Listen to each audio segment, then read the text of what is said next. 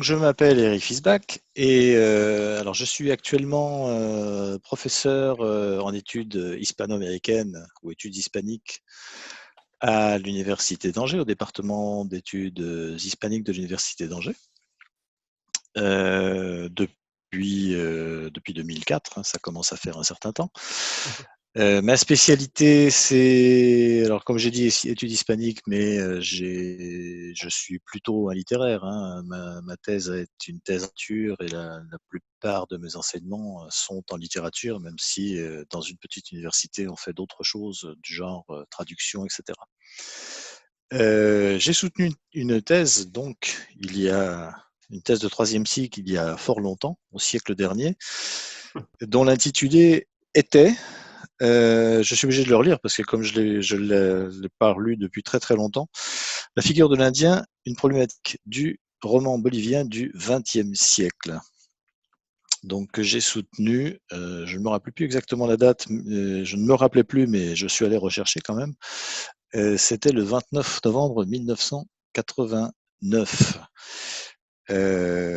Sur la couverture de la thèse, il y a marqué octobre, mais c'est la date de dépôt.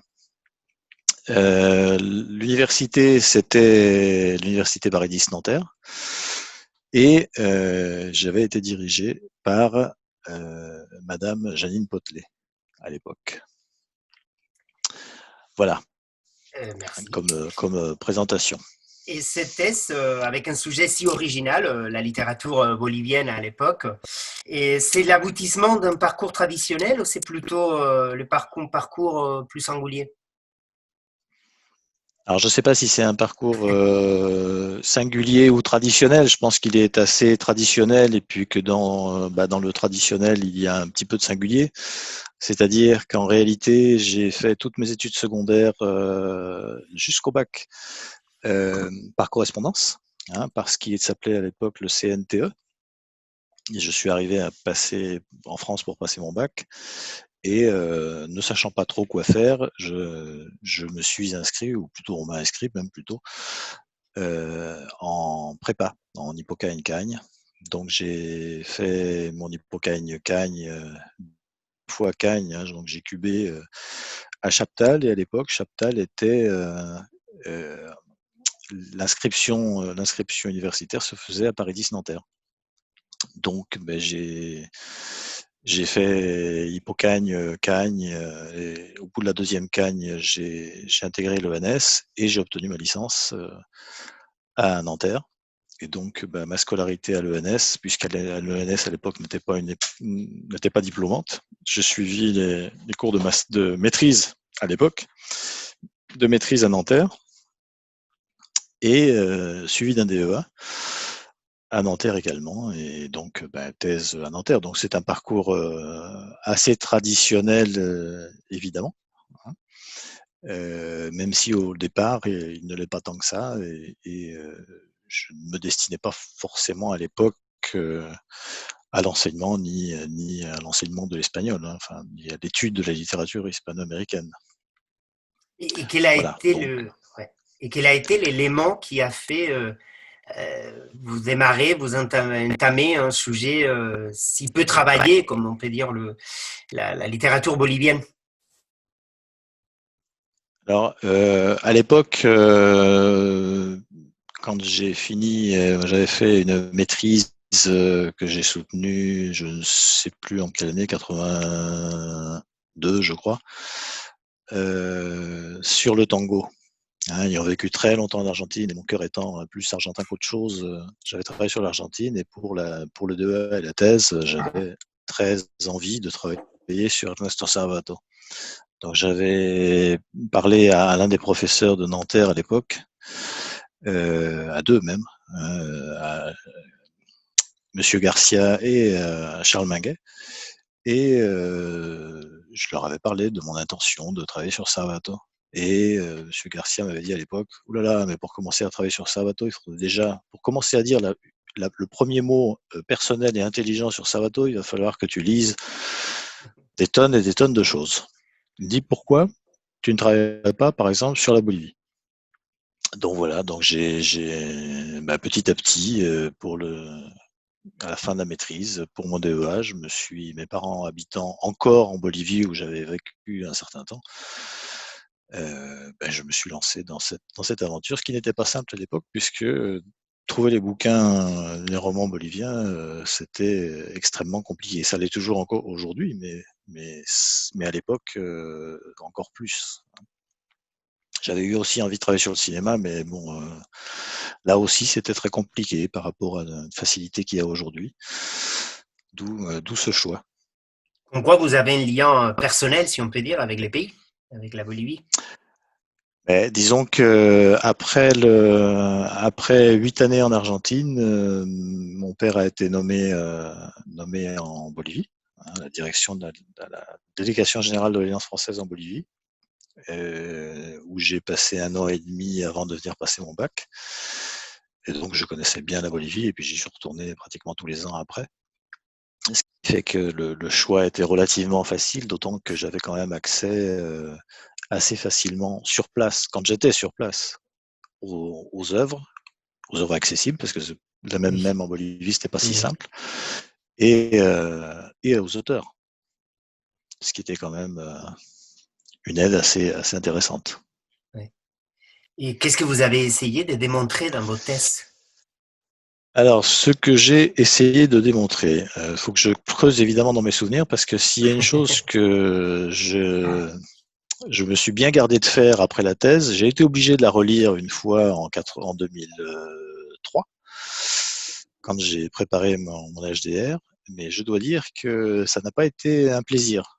Et que quand vous m'avez écrit ce matin pour me demander une photo de ma thèse, j'avoue que je suis allé la chercher au fin fond de ma cave, parce que bon, c'est un peu d'histoire ancienne pour moi maintenant. Non pas que je sois passé à autre chose, enfin si, je suis passé à autre chose, heureusement, après près de plus de 30 ans, 31 ans. Mais ce que j'avais essayé de démontrer à l'époque, et ça avait été un peu parfois des sujets de questionnement un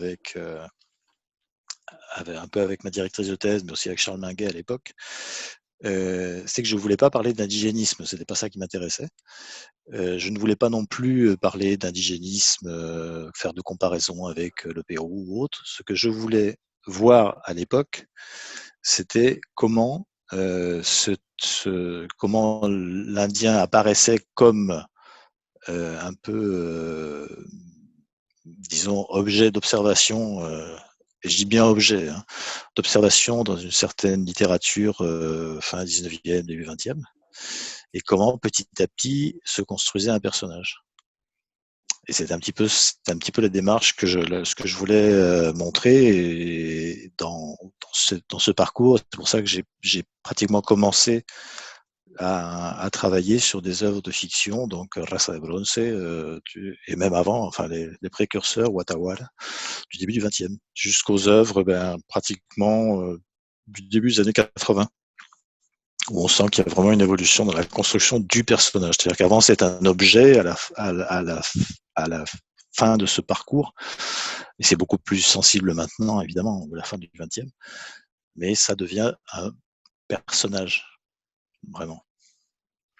Vous avez C'est un peu travaillé à ça. Alcides Arguedas alors?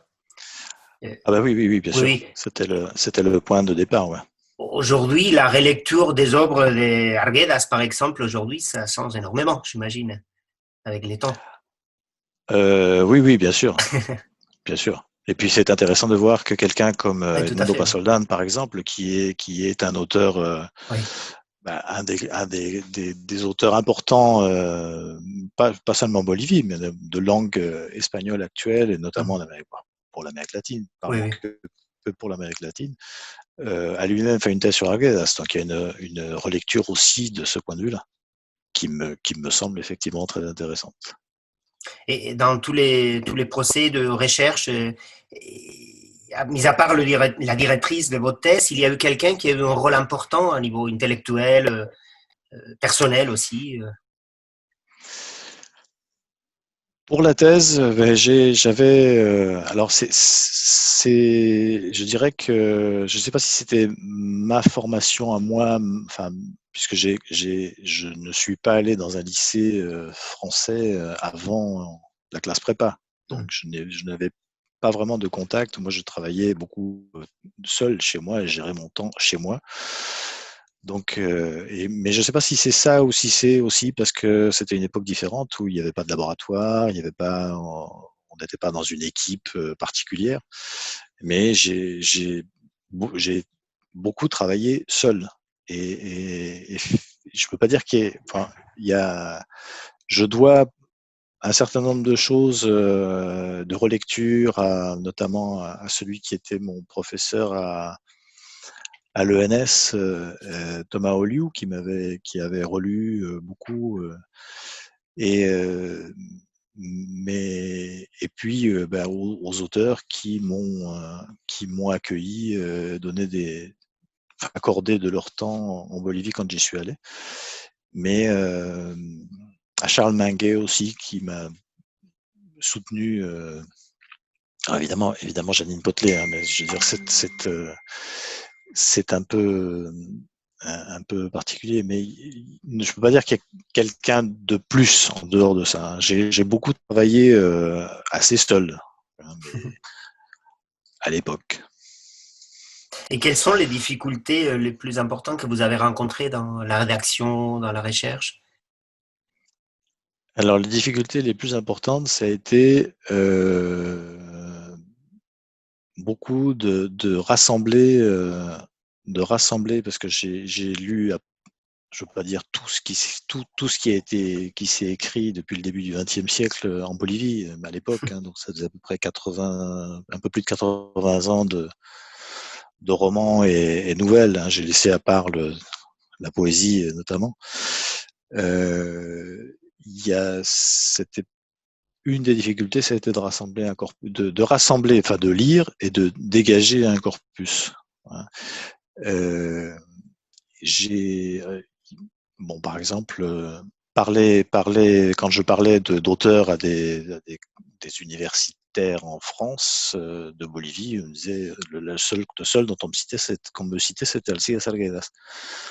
Les autres, inexistants, quoi. Donc ça a été une grosse difficulté.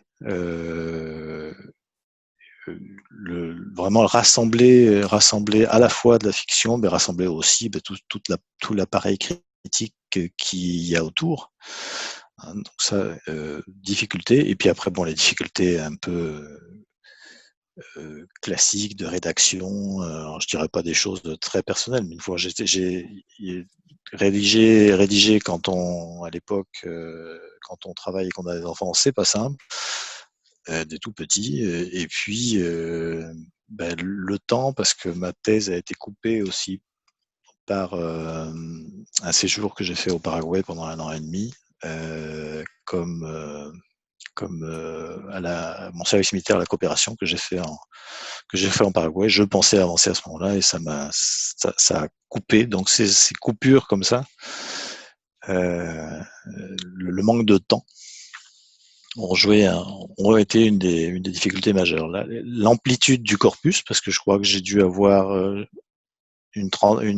environ 300 ouvrages lus, ce qui est quand même pas mal, et le temps. Avec un corpus de 300 œuvres, j'imagine qu'il y a un travail d'organisation incroyable. Je veux dire, on parle d'un Euh, corpus énorme. c'est un corpus énorme parce que j'ai essayé justement, comme je voulais essayer d'avoir de façon très exhaustive. Oui, J'avoue que moi, en tant que maintenant directeur de thèse, je n'aurais pas laissé faire ça, quoi. oui, oui. Oui. C'est à la fois sur une période aussi large et sur un corpus aussi vaste. Hein, j'aurais forcément incité mon doctorant, et c'est ce que je fais, hein, à limiter à la fois sur la période et enfin, limiter le corpus, on peut pas, c'est pas possible. D'autant que la littérature bolivienne, il y a du très bon, il y a beaucoup de très mauvais, hein. Faut être aussi honnête. Bah, dans Oui, toutes les oui. littératures, mais là, quand on veut faire de l'exhaustif, ben, on se heurte à du mauvais aussi. Mm. Je crois que vous l'avez dit dans un petit passage que je peux lire de votre thèse que la littérature bolivienne, c'est une littérature assez fermée. Voilà. Et c'est vrai qu'aujourd'hui, bon, mis à part peut-être Adela Zamudio, Aguirre ou Arguedas, ça ne me vient pas à l'esprit des autres auteurs. Et vous croyez, il y a une raison? C'est explicable d'une certaine manière, ça, comme ces pays entre le Pérou, le Chili, l'Argentine, des pays très riches à niveau de littérature. Pourquoi la Bolivie reste un peu, je dis pas l'écart parce que évidemment il y a des qualités, mais bon, Je dirais pas reste, je dirais restait, parce que je à pense que les rester, tout choses à fait. ont évolué et depuis pas si longtemps que ça évidemment, mais depuis la fin du siècle passé, ont commencé à surgir des auteurs autres et qui débordent largement les frontières de la Bolivie. Hein. Mhm. Alors, évidemment, il y a Edmundo Pasoldan, c'en Oui, est un, mais il y en a d'autres comme Maximiliano Barrientos, comme Rodrigo Asbun, comme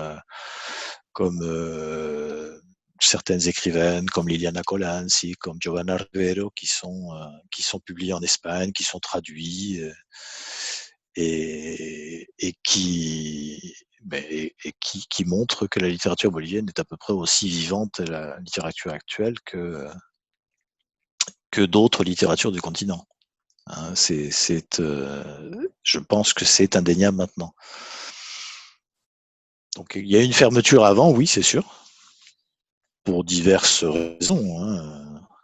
Enfin, plein de raisons, dont certaines que j'ai abordées, certaines que je continue à aborder un peu, parce que les problèmes restent quand même semblables. Hein. Il n'y a pas très longtemps, une des dernières fois que j'ai été en Bolivie, un des écrivains me disait, mais entre un kilo de pain et un livre, en Bolivie, on choisit le kilo de pain.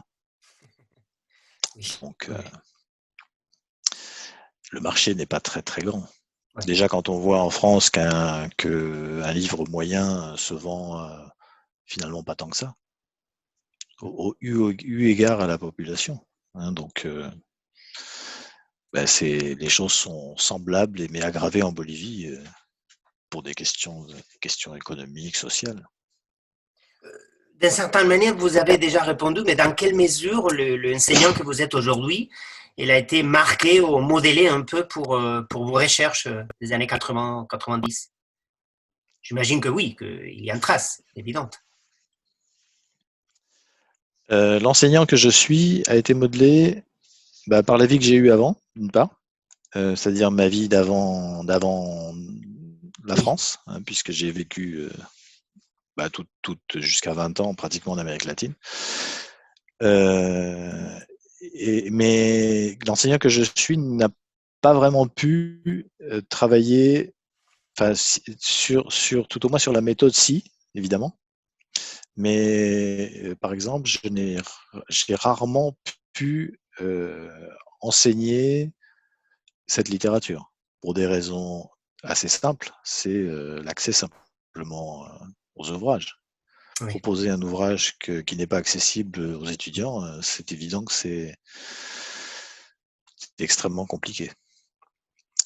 Donc, c'est plus sur la méthode, bon, et puis donc j'enseigne les, les œuvres littéraires que j'aborde dans mes cours, ça va être l'Argentine, ça va être le Pérou, ça va être ce qui est d'abord accessible. Comme quoi, il y a un vrai Évidemment. travail à faire là. Depuis la Bolivie, j'imagine, mais aussi l'Espagne peut-être. Parce que c'est vraiment dommage, cette manque d'accès. Oui, oui, mais ça a quand même changé. Puis ça a quand même Oui, changé depuis quelques années, hein, puisque mm, depuis quelques années, on a certains de ces auteurs, ceux que je citais tout à l'heure, sont publiés oui. en Espagne notamment, ce qui est une porte d'entrée. Mhm. Mais quand ils sont publiés je sais pas moi, en 2013-14, si on veut le remettre un programme en Bah oui. 2019-20, il n'est pas forcément republié, réédité, ce qui complique les accès. bien sûr. Et on s'approche petit à petit au jour de la soutenance. Pouvez-vous nous dire le composant de vos tests qui composait les Alors, jurys, excusez-moi, les composants de votre oui, jury. Tout à fait. alors à l'époque, comme c'était une thèse de troisième cycle, puisque j'étais à un moment où la thèse avait été réformée, hein, donc les jurys étaient moins pléthoriques qu'ils ne peuvent l'être aujourd'hui, puisque maintenant on a des thèses, c'est souvent 5, 6 membres de jury pour une thèse. Bon, à l'époque, je n'ai eu que 3 membres. Il y avait que 3 membres de jury enfin 3 membres à mon jury. Donc il y avait Janine Potelet, bien sûr. Il y avait Charles Minguet de Nanterre. Et il y avait Jean-Paul Duviols, Paris 8. Hein, donc c'était trois membres de jury à l'époque. Ouais, ouais. Ça a changé. Ça a Ça a changé. Ouais. beaucoup changé, oui. Oui, oui. Mais il y a plein de choses qui ont changé. Il n'y avait pas Oui. de comité de suivi à l'époque, il n'y avait pas de choses comme ça. C'est pour ça que même sur ma thèse, il n'y a pas de. Je crois bien que je n'ai pas dû remercier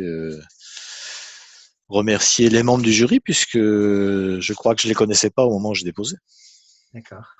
Et quel est le souvenir, d'une manière générale, quel est le souvenir que vous gardez de ces jours-là, de De la la soutenance? soutenance, Oui. c'est un peu nébuleux, je dois dire.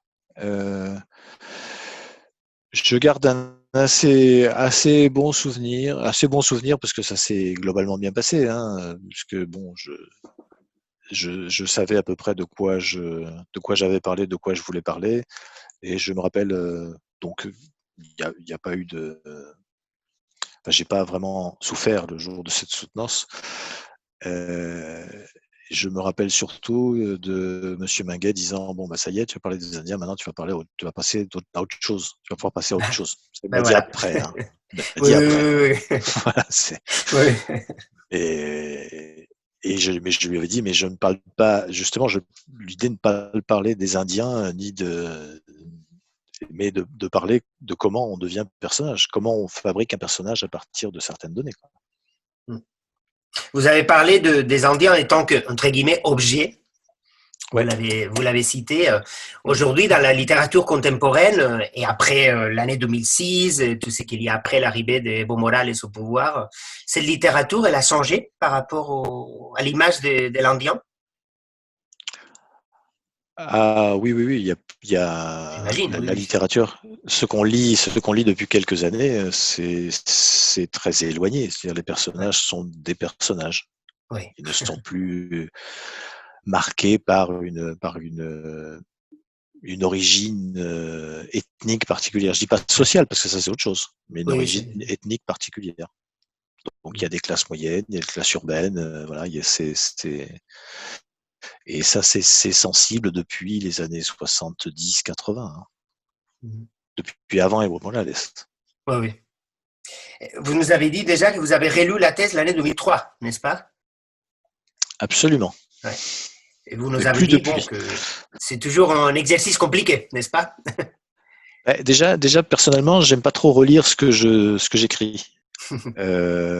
Et plus le temps passe, entre ce que j'ai écrit et puis le fait de le relire, ça, non, parce forcément, on travaille sur d'autres choses. À moins d'être monomaniaque et de travailler toujours sur la même chose, où on peut évidemment réactualiser, mais ce qui est pas tout à fait mon cas.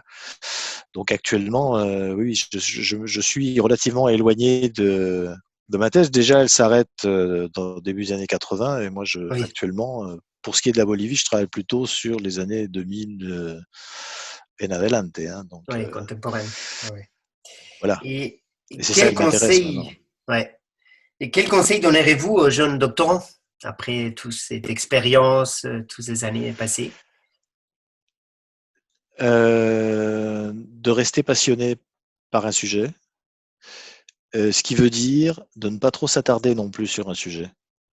Parce que, alors, je pense pour se lancer dans une thèse, il faut avoir très envie du sujet sur lequel on va pas. Enfin, il faut vraiment que ça vienne de soi. Oui.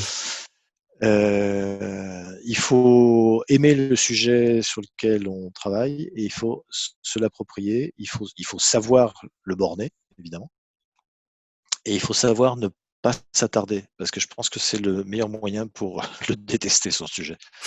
Si on n'arrive pas à un moment ou à un autre à se dire, là, il faut s'arrêter.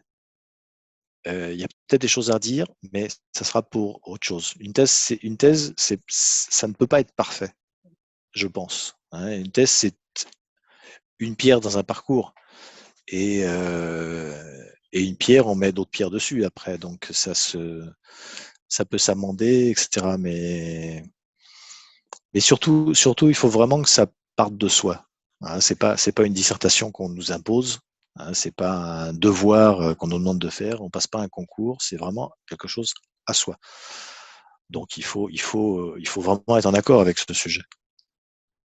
Je pense. Et ça, c'est vraiment ça, je pense que c'est extrêmement important. Je me verrais très mal dire à un doctorant, bon, tu vas travailler là-dessus, sur ce sujet, et quelqu'un qui vient et qui me dit, j'aimerais bien travailler sur ça. Ce que j'essaie, c'est pas de lui dire, travaille là-dessus, mais j'essaie de lui dire, de trouver le moyen de lui faire sortir ce qui vraiment lui tient à cœur. Voilà, c'est un peu ça. Il est travaillé aujourd'hui, la littérature bolivienne. Vous avez des thésards en littérature bolivienne? Oui. J'en ai eu une qui est maintenant docteur, hein, qui a soutenu une thèse sur Edmundo Pasoldan, et actuellement j'ai une autre thésarde, oui, qui travaille sur la littérature autour de la guerre du Chaco. Ah oui, merci. Ouais. Et voilà, pouvez-vous nous lire la première phrase de cette pierre, de cette thèse? Oui, je l'ai pas par cœur. Je connais par cœur la première phrase de La recherche du temps perdu, mais pas la première phrase ou de Cien años de soledad, pour faire plaisir à qui vous savez. Oui, à Caroline, oui. Vous écoute. Voilà. Mais pas de ma thèse. Donc, jusqu'aux 2 points peut-être, hein, puisque vous l'avez. Ah oui, comme vous voulez, oui. Alors, la première phrase d'introduction, et c'est quelque chose que je répète assez souvent, que j'ai répété assez souvent, cette idée-là, puisque c'est resté d'actualité pendant assez longtemps. Donc la première phrase est la suivante. La littérature bolivienne est une littérature peu connue hors de ses frontières, et même singulièrement ignorée dans son propre pays, au point que dans un article datant de 1985, intitulé Literatura Boliviana Límites y Alcances, Luis Antesana la considère comme un espace restreint ou fermé, n'ayant par conséquent qu'un développement et un impact limité. Alors, je vous donne la citation, et puis comme ça sera complet. Il dit la chose suivante: la littérature bolivienne actuelle est un espace relativement fermé, c'est-à-dire un espace pratiquement dénué de transcendance dans le milieu latino-américain, et certainement au-delà. On ne peut pas citer de grands noms, il le met entre guillemets, d'auteurs boliviens directement associés au mouvement et à la diffusion actuelle de la littérature bolivienne, exception faite de quelques rares œuvres. Il s'agit là d'une littérature qui tend à se définir dans des cadres discursifs et référentiels locaux. Donc moi, voilà, c'était la première phrase, citation comprise. Alors vous avez dû comprendre que j'aime bien les phrases longues, où je ne les écarte pas forcément. Mais donc ce que je voulais montrer avec cette thèse, et c'est surtout ce que je veux montrer depuis cette thèse, c'est que la littérature beaucoup plus récente s'est évadée un peu de cet espace restreint. Hein, et quelqu'un comme Pasoldan, justement, était quelqu'un qui a un peu initié cette évasion de ce cadre discursif et référentiel local. Merci beaucoup et on vous remercie. Ça a été un vrai plaisir de vous écouter. Et surtout, merci pour tout ce que vous faites pour nous faire comprendre et aimer la littérature bolivienne. Merci beaucoup. Merci à vous. Référence. Merci beaucoup, messieurs. Merci beaucoup.